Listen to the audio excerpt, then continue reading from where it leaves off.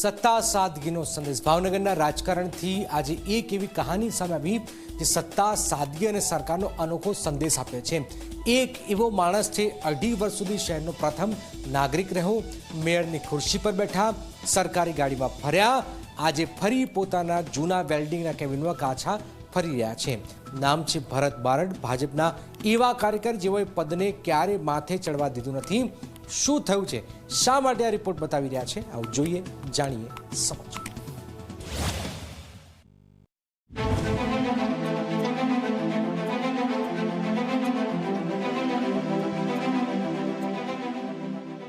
દેશથી લઈને ગુજરાત અને સ્થાનિક સ્વરાજની સંસ્થાઓ સુધી આજે ભાજપની સત્તા છે અને ભાજપ વારંવાર દાવો કરે છે કે એક સામાન્ય કાર્યકરને પણ પાર્ટી શિખર સુધી પહોંચાડે છે। ભાવનગરના ભરત બારડ એ વાતનું જીવંત ઉદાહરણ છે।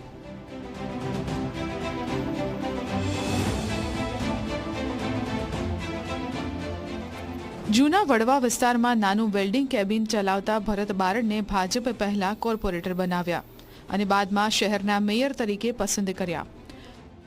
2.5 વર્ષ સુધી ભાવનગર મહાનગરપાલિકાના પ્રથમ નાગરિક તરીકે જવાબદારી સંભાળી અને હવે કાર્યકાળ પૂર્ણ થતાં ફરી પોતાના જૂના વ્યવસાયમાં પાછા ફર્યા છે।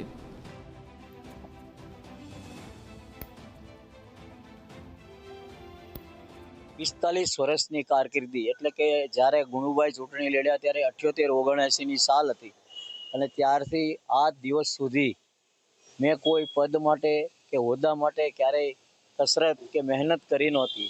મને ગર્વ અને અભિમાન એટલા માટે છે કે મારી ભારતીય જનતા પાર્ટીએ આ કામ કરી બતાવ્યું છે અને લોહીનું એક પણ ટીપું રેડ્યા વગર અમારા નરેન્દ્રભાઈ મોદીજીએ જે હવે તો એ વિશ્વ નેતા બની ચૂક્યા છે ત્યારે અમને આવી વ્યક્તિ ઉપર ખૂબ ગૌરવ છે। સપ્ટેમ્બર 2023માં મેયર તરીકે કાર્યભાર સંભાળનાર ભરતભાઈ બારડે પોતાના કાર્યકાળ દરમિયાન અનેક વિકાસ કામોને ગતિ આપી। ઉદ્ઘાટન, લોકાર્પણ અને નાગરિક સમારોહમાં તેઓ ભાવનગર મ્યુનિસિપલ કોર્પોરેશનનું પ્રતિનિધિત્વ કરતા જોવા મળ્યા। પદભર હોવા છતાં તેમની સાદગી ક્યારેય બદલાઈ નહીં। પહેલેથી જ હું જમીન ઉપરનો માણસ હતો। શનિ રવિની રજા હોય કે સરકારી રજા હોય, જાહેર તહેવારની રજા હોય તો મેં ક્યારેય સરકારી વાહનનો ઉપયોગ કર્યો જ નહોતો। હું મારું સ્કૂટર લઈને જ નીકળતો હતો અને ગમે ત્યાં સાદા લોકોની સાથે નીચે પણ બેસી જવાની મારી તૈયારી ત્યારે પણ હતી અને આજે તો પણ છે જ અને લોકોની સાથે હું હળીમળીને કામ કરું છું। સ્વભાવે સરળ, સૌમ્ય અને સામાન્ય લોકોના કામને પ્રાથમિકતા આપતા ભરત બારડ આજે પણ શહેરના લોકોના દિલમાં ખાસ સ્થાન ધરાવે છે। અધિકારીઓ સાથે હોય કે સામાન્ય નાગરિકો વચ્ચે તેમનો નિખાલસ સ્વભાવ સૌને સ્પર્શી ગયો। હું મેયર પદ ઉતર્યાને લગભગ 1.5-2 મહિના થઈ ગયા પણ આજે પણ મને લોકો મેયર સાહેબ કીધા વગર થાકતા નથી। એટલું જ નહીં, મારા હિતેચ્છુ કહી શકાય, કેબિનેટ મંત્રી છે, ગુજરાતનું ખૂબ મોટું નામ છે તેવા જીતુભાઈ વાઘાણી સાહેબ પણ મને આવો મેયર સાહેબ એવું કહેતા હોય તો આનાથી મોટી કોઈ નામ ન હોય। કિશોરા વસ્તાથી જનસંઘ, જનતા પાર્ટી અને બાદમાં ભાજપ સાથે જોડાયેલા ભરત બારડે 4 દાયકાથી વધુ સમય સુધી નિસ્વાર્થ કાર્યકર તરીકે સેવા આપી અને 58 વર્ષની ઉંમરે પહેલીવાર 2021માં કોર્પોરેટર તરીકે ચૂંટણી લડીને જીત મેળવી। 1977માં નવી એસએસસીની પરીક્ષા આપીને હું પાર્ટી સાથે જોડાયો ત્યારે જનસંઘ નામની પાર્ટી મારી જનતા પાર્ટીમાં વિલન થયેલી અને સત્તામાં જનતા પાર્ટીની સાથે સક્રિય હોવાથી ત્યારે જનતા પાર્ટી કહેવાતી હતી।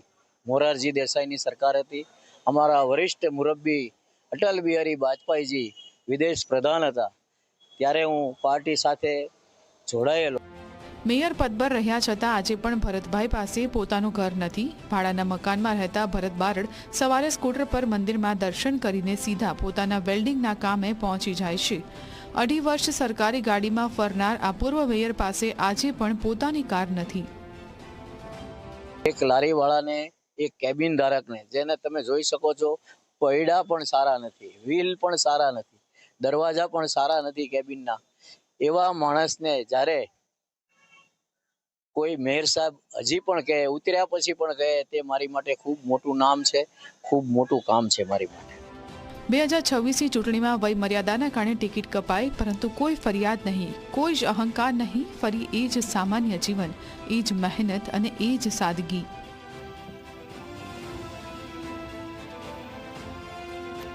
રાજકારણમાં પદ મળ્યા પછી જીવન બદલાઈ જતું હોય છે, પરંતુ ભાવનગરના ભરત બારડે બતાવ્યું છે કે સાચો માણસ પદથી નહીં, પરંતુ પોતાના સ્વભાવ અને સંસ્કારોથી મોટો બને છે. નવનીત દલવાડી, ઝી મીડિયા, ભાવનગર.